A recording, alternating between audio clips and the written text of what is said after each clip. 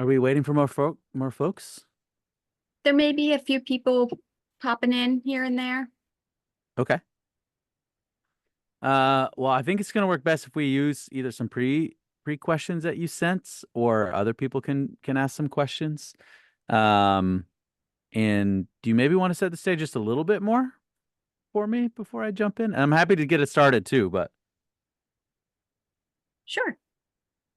So today we have a conversation about digital marketing, and Brady has a variety of different experiences within charity water. I'm just looking for my notes, Brady. I just popped in from another meeting. I have to put on a different head, yeah, different head entirely. all good. So let me just pop up some information here.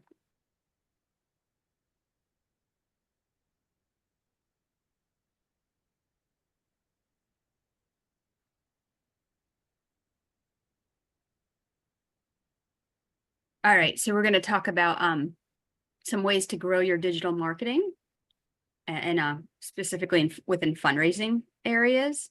And so there's some questions that maybe we could ask Brady, as he has a lot of experience in this area, whether you want to pop them in the chat or you want to raise your hand. I also prepared some questions beforehand that I thought would be of value to the group. So if there's anybody who has a question that you've been dying to know about in the I can digital space. I can take it a little bit from there for some extra context while people are thinking maybe about some questions. So first, are y'all familiar with Charity Water? Have you heard about Charity Water? Do you know anything about us? Yes, I see some nods. There's some other people off camera who I don't know if they're nodding. Well, real quick. Okay, see some more nods. Great. Well, real quick, Charity Water is an international nonprofit. We're based here in the US, but all of our work is done internationally and through partnerships. So we partner with about 59 different organizations in the 22 countries where we work. And so we're essentially a marketing and a fundraising operation here in the US, and then we do all of our programmatic work through partnerships. So that's one of the kind of unique things about Charity Water, but we don't do any domestic work is another interesting one. That's been intentional. Um, Kind of unique, somewhat controversial. We have a 100% model where we have two bank accounts. One fundraises for nothing but our operations or our overhead costs, and the other one is for all programmatic work for water projects.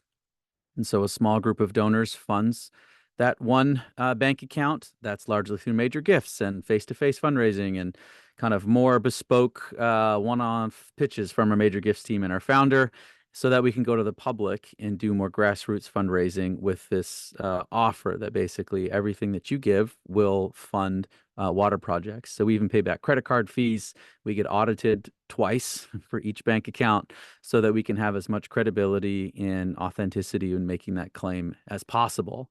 But just trying to eliminate some of the barriers and objections that people have, fairly or not, about giving to organizations, especially international organizations, where it's a little bit harder sometimes to know what it looks like to provide water solutions in the Sahel region in Niger.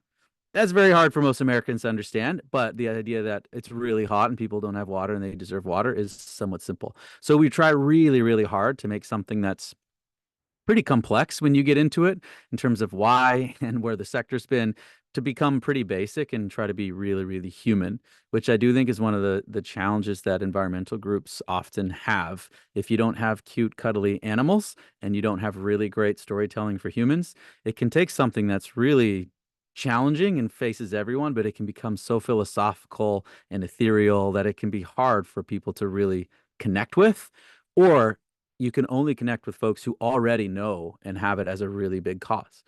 So, for example, when we survey our supporters, we include climate as one of the issues that they might be interested in. And for a small group of people, climate is number one issue, even why they support someone like us. And we're not very out there when we talk about how climate affects our work or how it impacts our work, something that we're still doing more due diligence on and trying to figure out how to talk about it. But it's for a small group of people, it's number one. And then for everyone else, it's bottom of the list. So it's really challenging, I think, with environmental causes, and y'all would know this even better than me.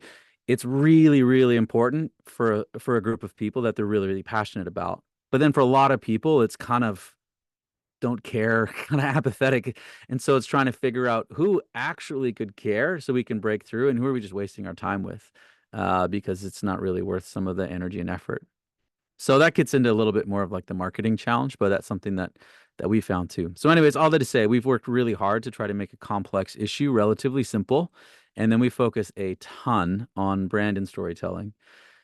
Storytelling is a bit of a buzzword in our industry, and we all like to talk about storytelling, but really good storytelling that leads people to action is quite difficult to do over and over again and at scale. And so we've been really lucky to have a team pretty focused on it and dedicated to it for a number of years now, long before I got involved with Cherry Water.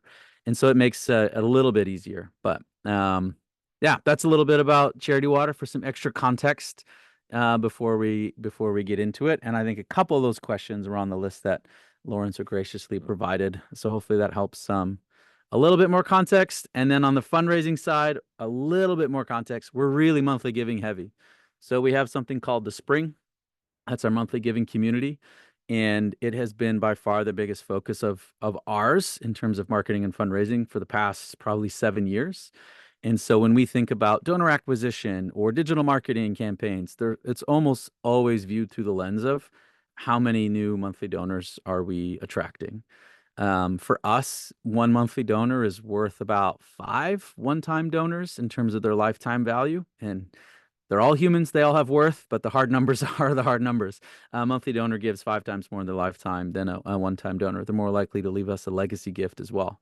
And so we've made the strategic decision to really focus on that, even at the sake of losing some potential one-time donors, to get monthly donors, because they're so critical to not just our work today, but our work in the future, because they are so much more likely to give again year over year than one-time supporters are for us.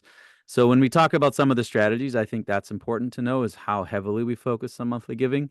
And then we're like 99% digital. We don't do any direct mail. We don't do any offline. We'll do some events. We have some postcards, but everything we do is really heavy digital and really heavy digital first, to a fault at some point. But we're about as digital forward as you'll find for many nonprofits. And so you can assume almost anything I talk about is digital, unless I go out of the way to say that's not digital. So there's a bit more context for you. Hopefully that helps. Absolutely. You mentioned in your description of Charity Water how it's challenging to tell those stories from a human side. Did you want to kind of dive a little deeper, whether it's through example or other things you've chatted about internally or externally about some of that? Sure. Yeah, I think one of the important things is from day one, Charity Water has said we want to build a brand on hope and not guilt.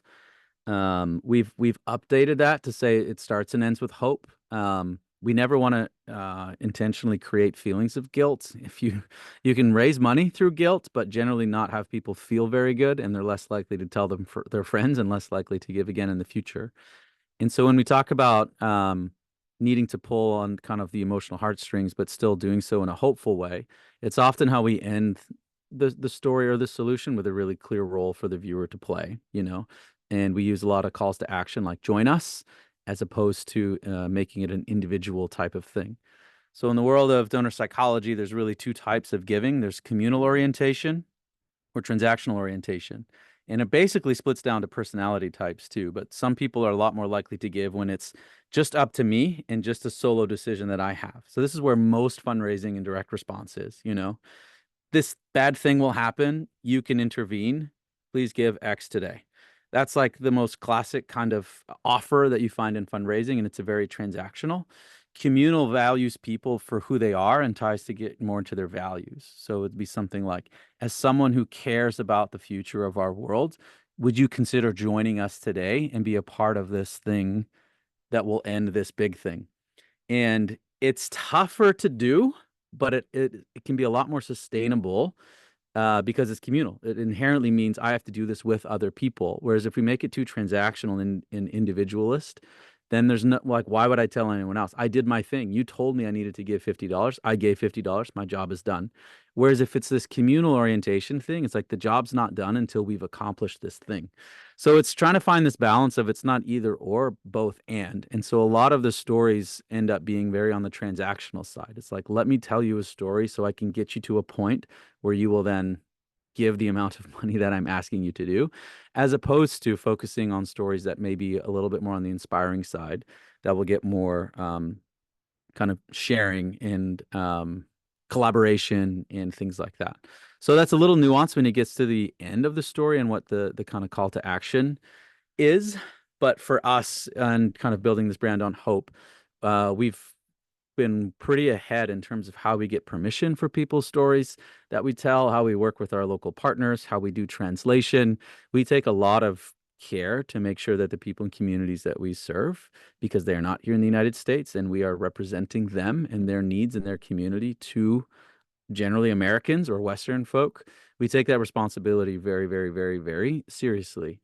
And so there's a lot of things that we won't do or say, even though we know it might be more emotionally compelling or might even help us raise more money.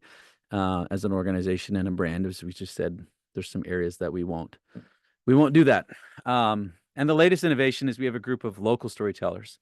So we have four local storytellers that we contract who are in Sierra Leone, Nepal, Pakistan, and Bangladesh, where we've hired them to help capture content and do storytelling in the communities where they live and work, but in partnership with our content team. And we think that's one of the best ways that we can kind of scale some of our storytelling in the future and rely a little bit less on our ability to know all the, cultural and language contexts around the world. But so much of what we do, it's our fundraising is also like a content and storytelling engine. It's basically how many great stories can we tell and get in front of people, and we'll basically raise more money. So it's a really, really critical piece of how we operate is kind of this content and storytelling engine.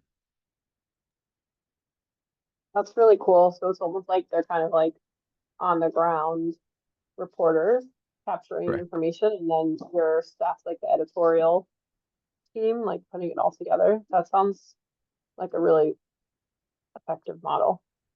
Yeah, and it'll be augmented with our team who will still do some, deeper, richer storytelling that's more bespoke, where we need to have certain different gear or, it's a little bit more controlled. But it's those in between times where, if there's a mudslide in Pakistan, we're not just gonna like pack up our team and zip over to Pakistan. Like we can't operate that way, and that's not best. But to have a local storyteller in Pakistan who can go and provide updates in more real time is part of it for sure. And content wise, we're also just moving to a lot more raw and organic content where all of our partners, of those 59 partners, twice a year they submit reports on projects that we fund, and they're filled with good content and stories, not up to our quote unquote brand standards.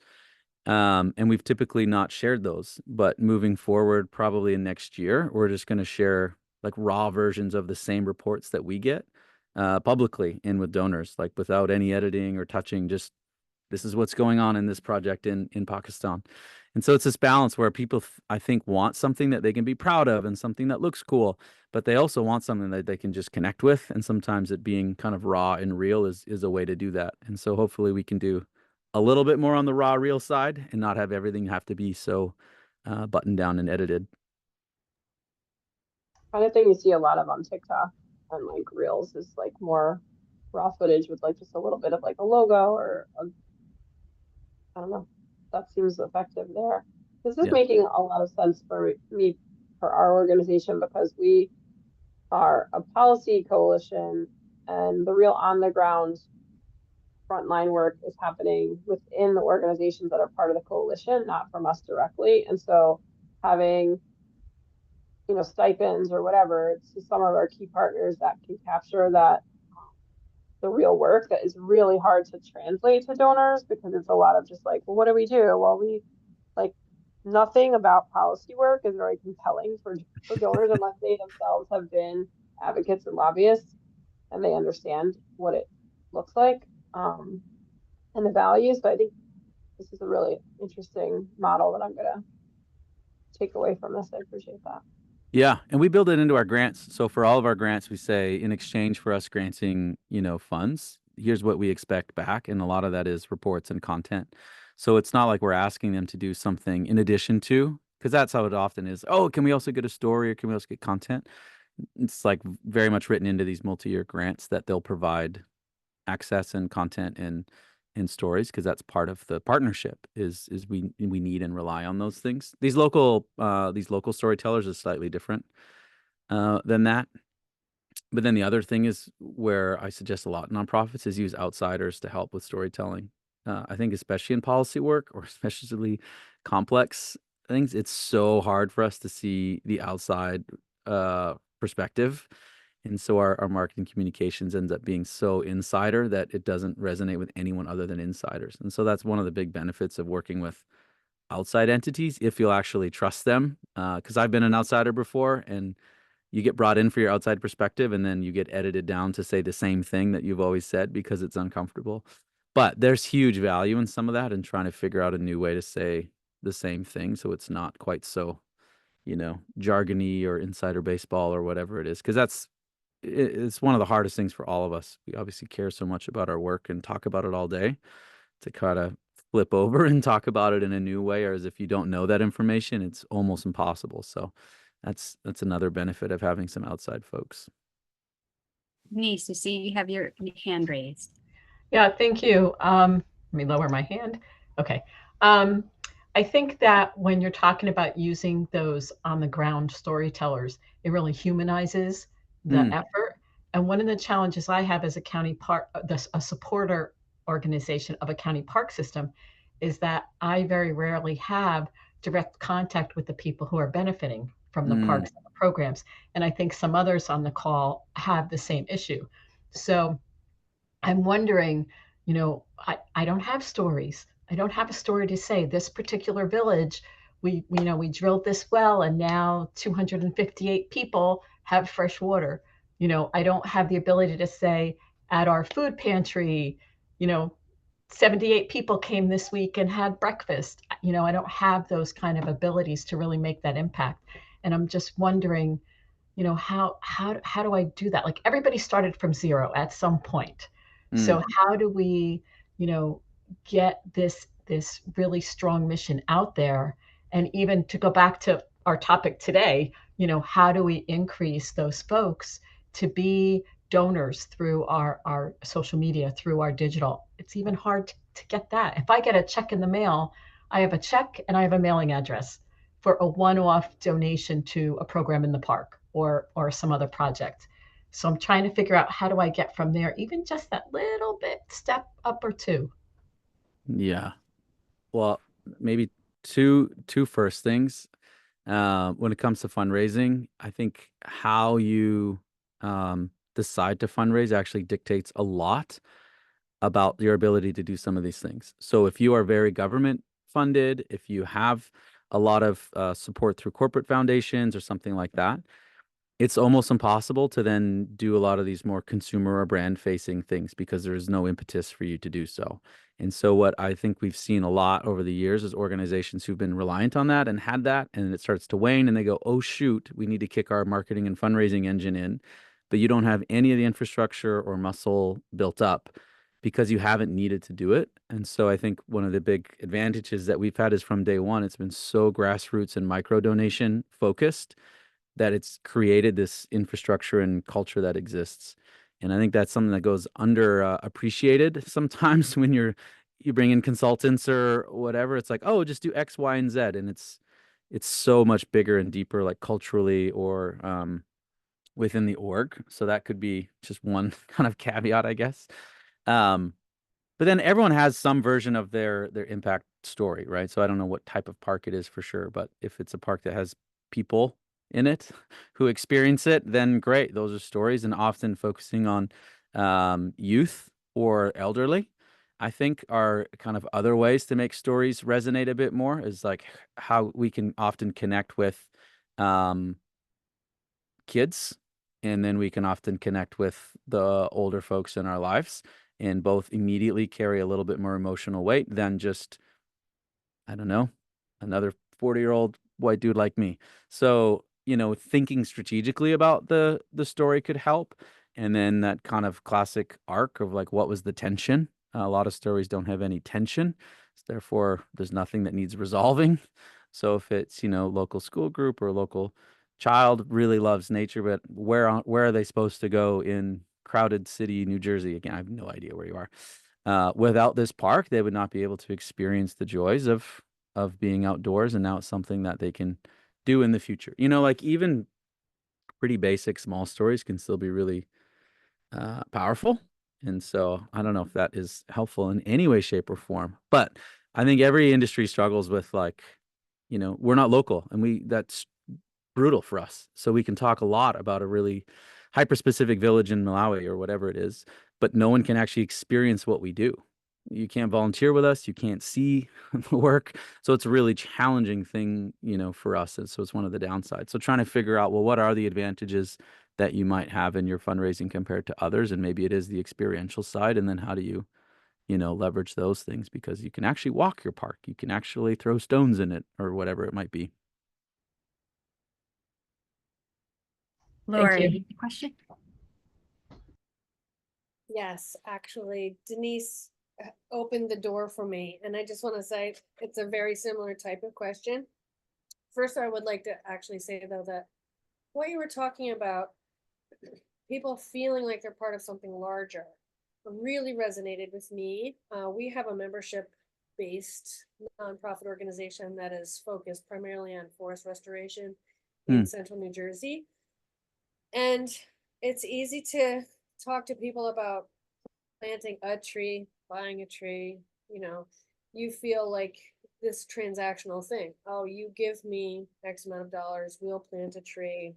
And then to your point, it's over, but it's not really over because we're losing 1 million trees and we've planted 50,000. So it's not going to be over for a really long time.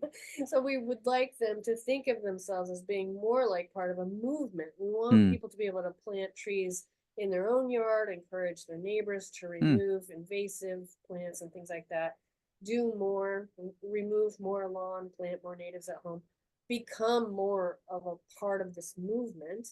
And so trying to talk to folks about committing themselves to that sort of endeavor it sounds like a lot. And what I've understood about some younger folks is that they are more interested in just doing more like one-off things and not belonging, but rather supporting a very small project and feeling like, they've done that thing and checked it off. Like, so I don't know.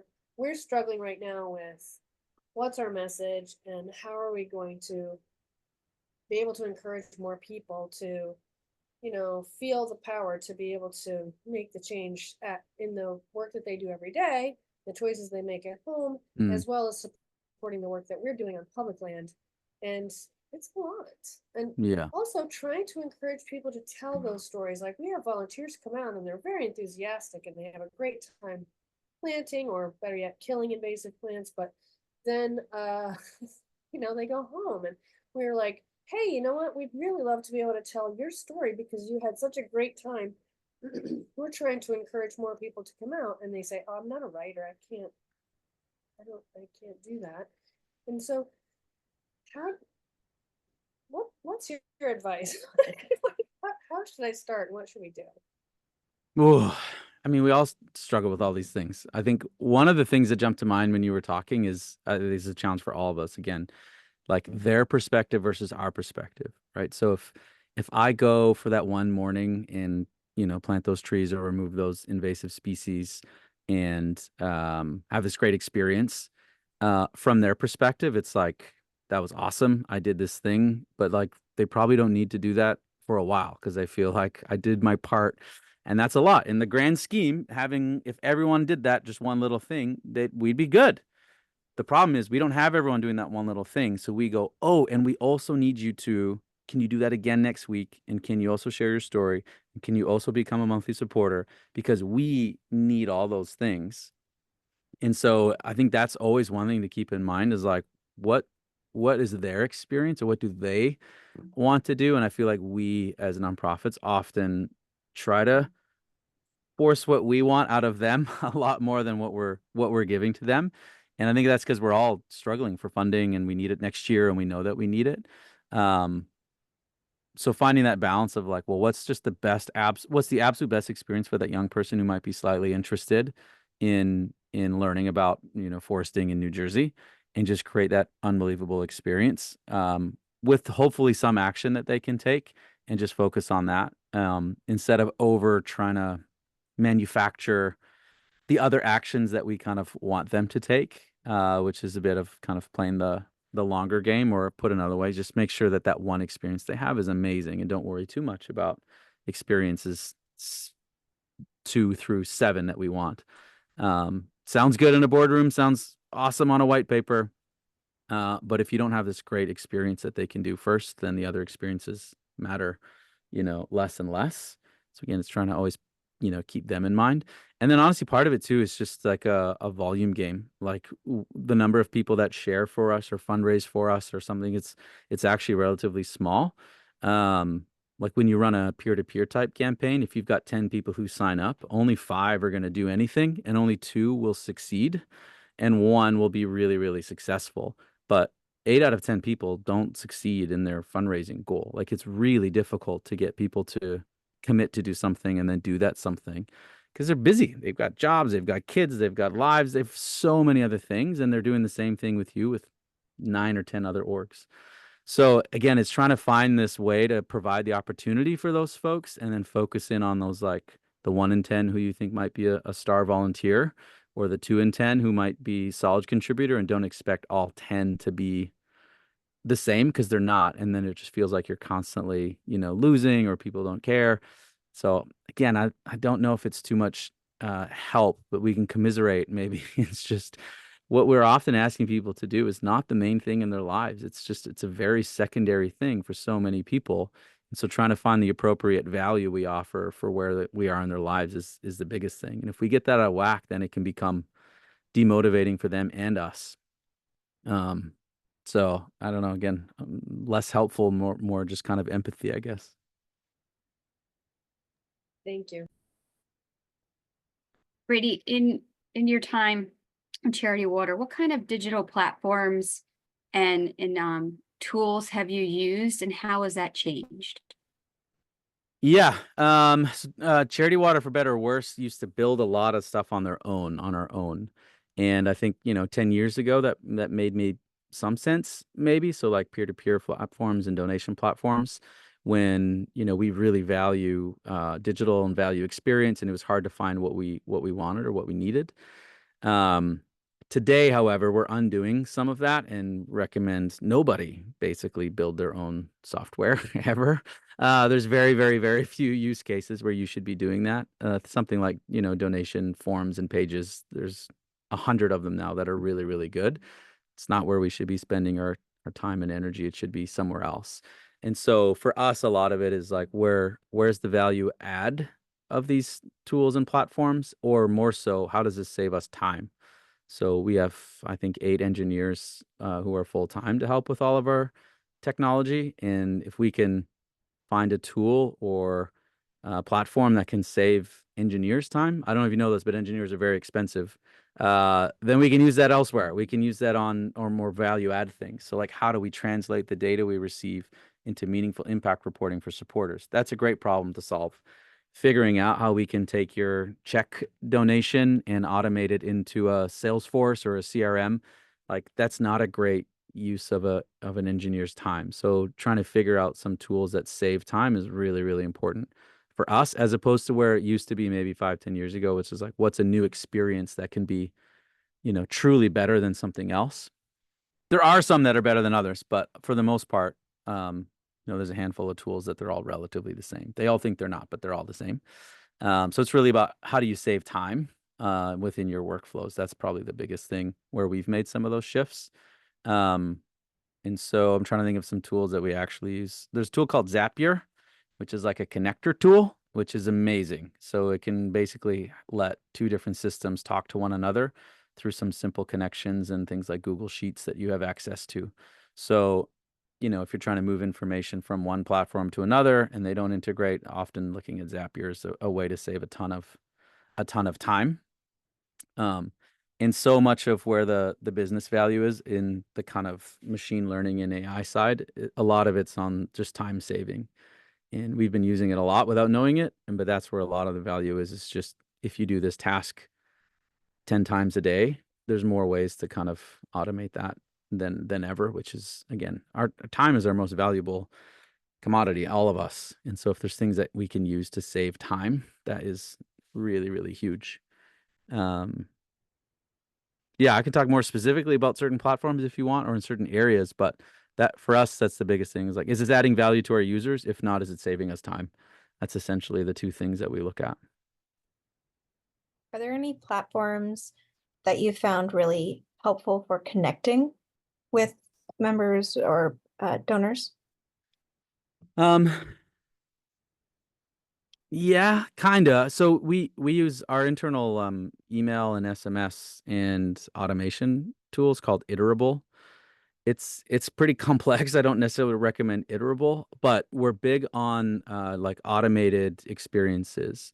So I think MailChimp has a lot of these, but based off, we want to send you communications based off something that you do. So instead of like, oh, it's Monday, August 19th, our comm schedule says we should send this thing with some local news, or, it's so hard to make that extremely relevant. Whereas if you were on our website and you just visited the About Us page, we can trigger an email that says something like, want to learn more about Charity Water? Here's our story, So based off what you do or what you click or who you are, we try to then trigger communication. So time since you've made a donation, it's your birthday, 30 days before your birthday, how long you've been a supporter, places that you visit on the website. We'll try to automate those communication experiences, and then we'll put our newsletter in kind of on the top of just kind of keeping things more fresh. But the analogy we use is like a birthday cake, like a multi-layered birthday cake, and the bottom layer of communications is actually all automated. And so finding tools like that you can kind of automate some communications. Again, I think it's value enhancing to users or supporters, because it's like, oh, I was just on the website. How handy. Or like, oh, it is my birthday. Thank you for remembering. But we don't have anyone sitting there saying like, oh, it's Lauren's birthday tomorrow, we have to send her an email. Like, it's built in, it's systematized. So I think that's more of how you can use platforms, and Iterable allows us to do that across email and SMS. But again, if you use something like MailChimp, or MailChimp's the main one that I know of that's more affordable than some others that has some pretty good automation built in. So most of this interaction is done through email? A lot of it, yeah. We've used a tool that uses messenger experiences on Facebook to automate conversations, which was really cool. So people could kind of choose their own adventure, and like, do you want to learn more about schools? Then they would choose schools, and then through that journey, it would be like, do you want to go to Malawi or Uganda? And they would choose Malawi, and then we'd show them a story from Malawi. And so it's, again, trying to customize the content as they were interacting with us. It was too complicated to maintain all the time, but the same principle of, instead of trying to guess what people are interested in, you just ask them, or you trigger communications based off what they've already expressed interest in. That can get applied to other channels. It's just easiest on email. Once you start pulling it into like Messenger or WhatsApp or social media, it can be a little tricky, but that's partly why we focus a lot on email and SMS. Thank you. Yeah. So, Brady, oftentimes Charity Water puts together campaigns. So for instance, never just one email that goes out or one message. How many times has Scott revisited his founder story? There's a lot out there. He changes all the time. Yeah. Do you want to speak a little about that? It obviously started from the very beginning on that methodology. Yeah. I mean, there's a few things. I think, again, something that we have to remind ourselves is, we've been around 18 years, and our founder has a fairly well-known story. He wrote a book. We've had a 19 and a half minute mini documentary film. It's been seen over 100 million times.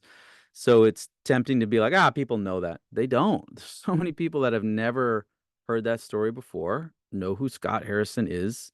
And so it's constantly needing to remind ourselves that people may not know us or him or that story. And so to constantly go back to the beginning or constantly go back to the basics of some of those elements are really important for us in our story. And so whether you're a new supporter or you sign up for email, it's still introducing you to Scott, the founder, and linking to his story and sharing the beginning. Because even if you do know that, what's the harm in kind of, oh yeah, I remember that guy now. No harm.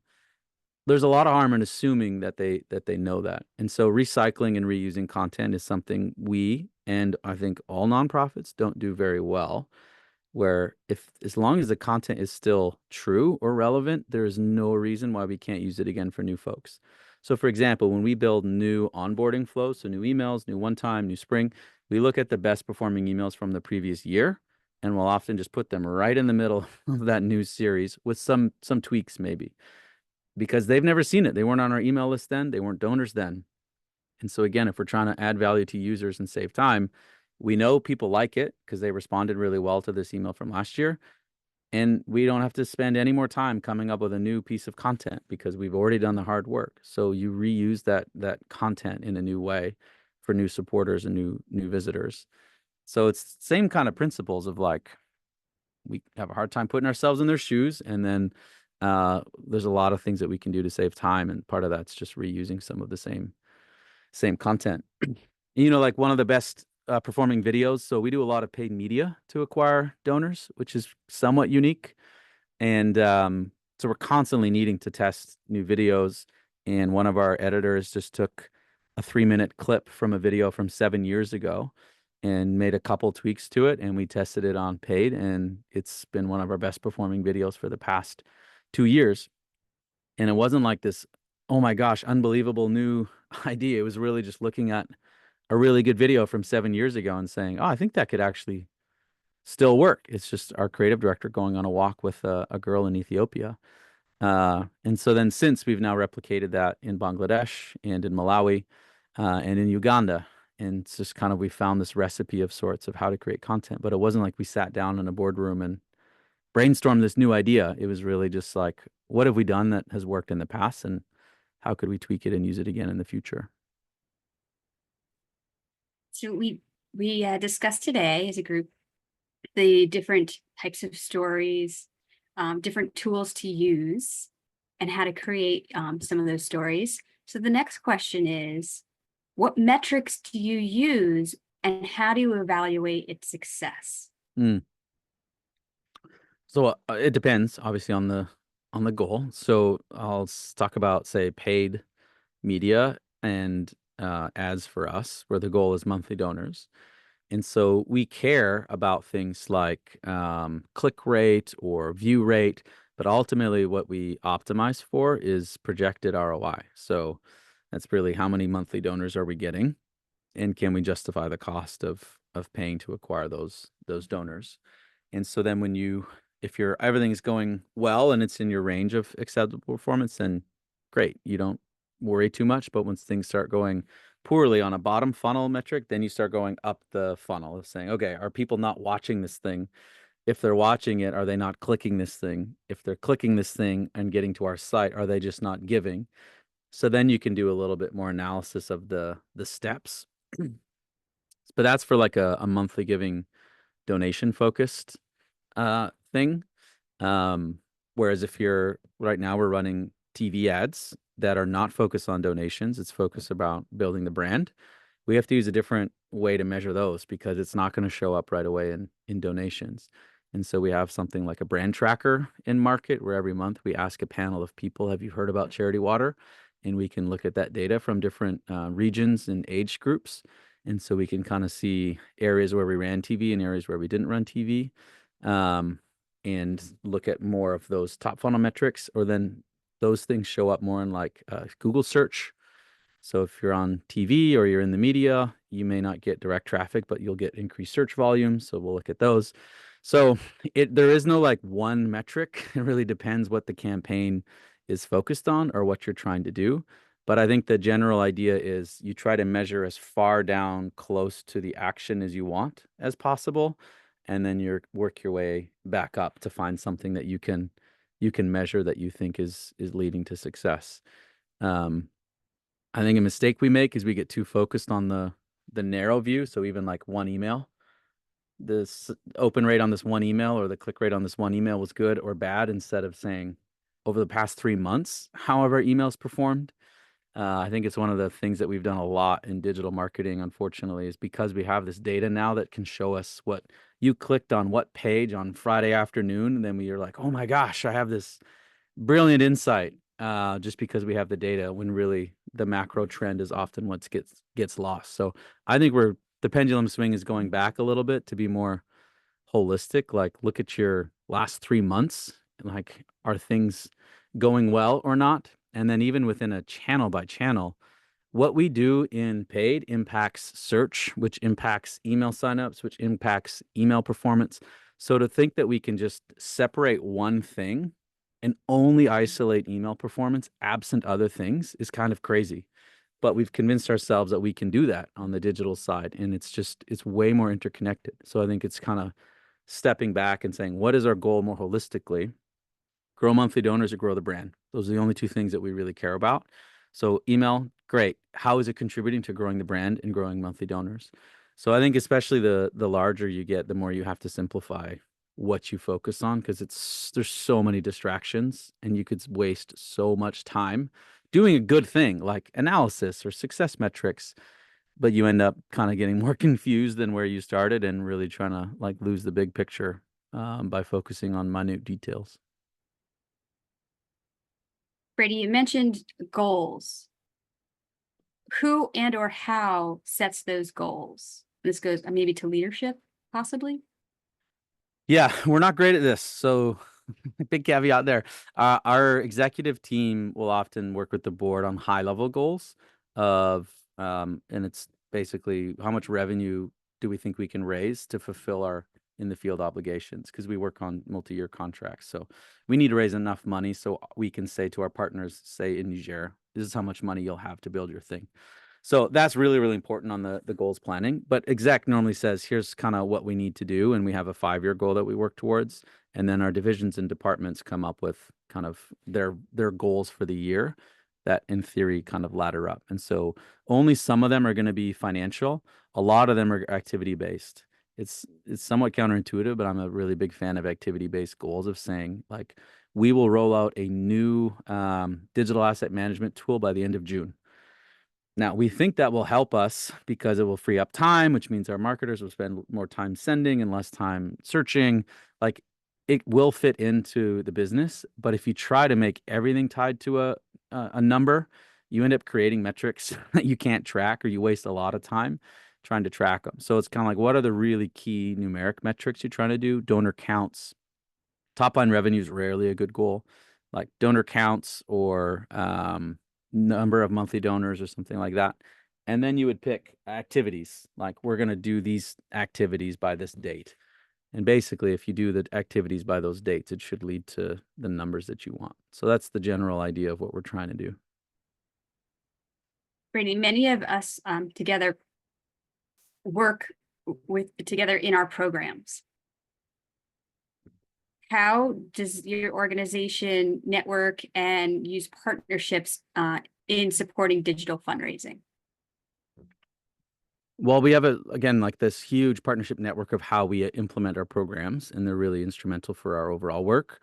In terms of like more domestic or quote unquote competitor partnerships, we don't do a lot. I think it's something that we've talked a lot about. I know there was 2 really good water organizations that recently merged in our space, which was really interesting.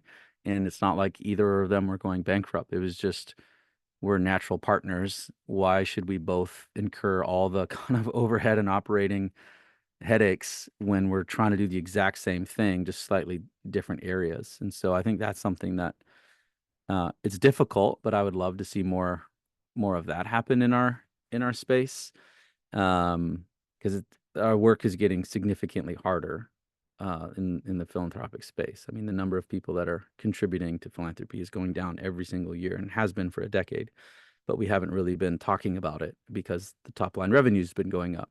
So now we're all starting to feel part of this. We do a lot of partnerships with brands. That's a big opportunity for us. So a lot of brands will choose to partner with Charity Water, and there's a financial component, but on the marketing side, I think it's just a huge opportunity where brands want to be seen as caring and benevolent, and it helps their bottom line to be perceived as such with their customers. And so that's been a big part of our history, and I think our future is working more in collaboration with companies and brands. That's also really challenging and problematic to try to get values alignment across brands and us can be really tricky. You know, we get into their supply chains and don't like what we think, but if you rejected every business where it didn't fit everything that you believe, you would never work with a business. So it's trying to find these lines of what's acceptable to us and our supporters and where it's mutually beneficial. So that's more of the partnerships that we work on as opposed to other NGOs or orgs in the US. And then again, internationally, we work with, 59 different partners. And we try to do a summit every year with them to try to share more of our vision with them and how they can work with us and hear from them. And so I think our programs team does a really, really good job of trying to build those partnerships. It's not just we have the money that you need. It's really a partnership and try to bring people together. Would anybody like to add anything?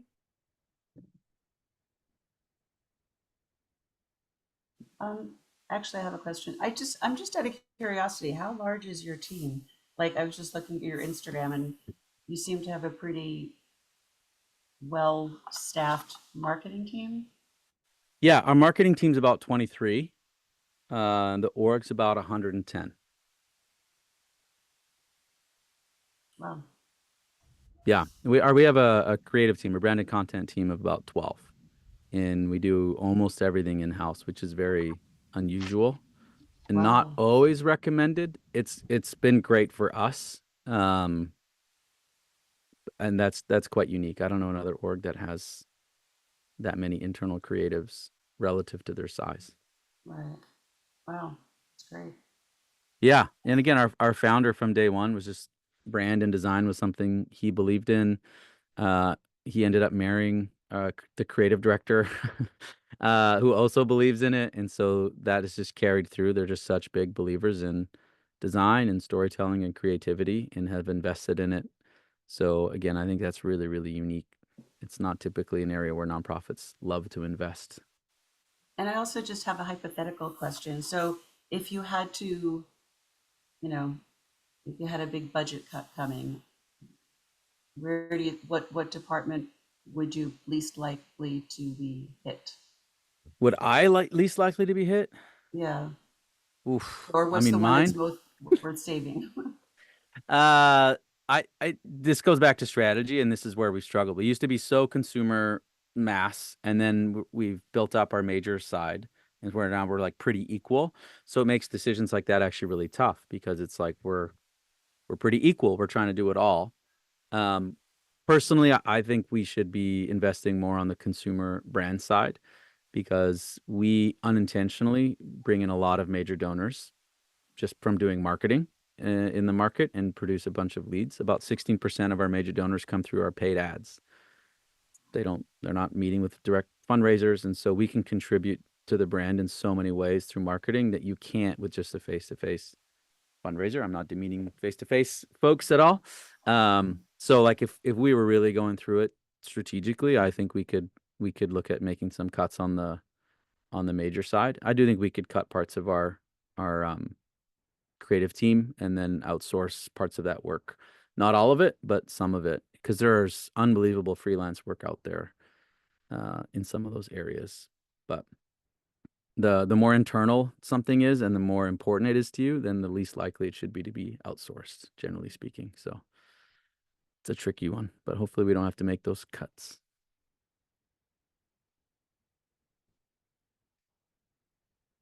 Are there any additional comments for Brady?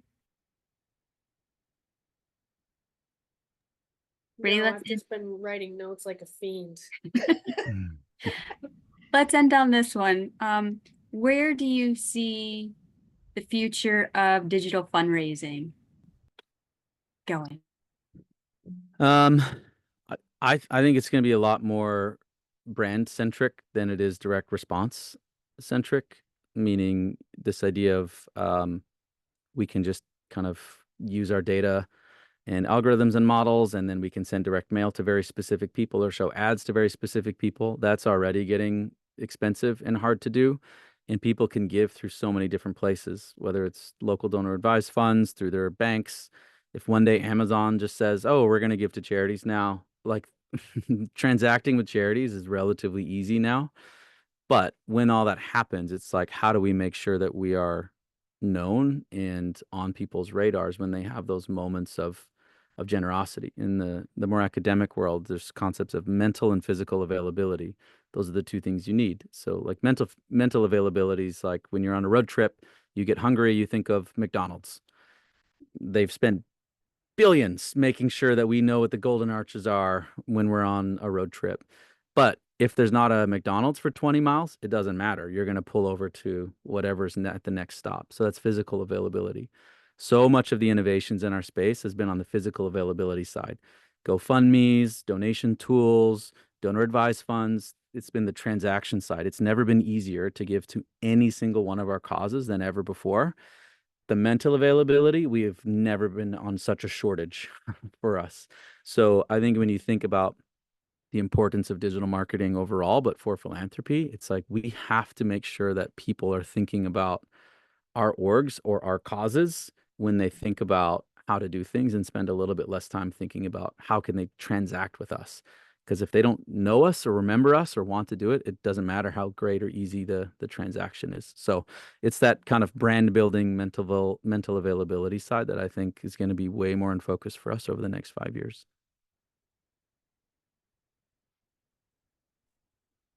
Thank you for your time with us. It's been a whole lot of fun, lots of notes being taken and information being shared. I appreciate your time and your providing your talents. So I'm going to stop. Yeah. Hopefully it was helpful. Thanks for having me.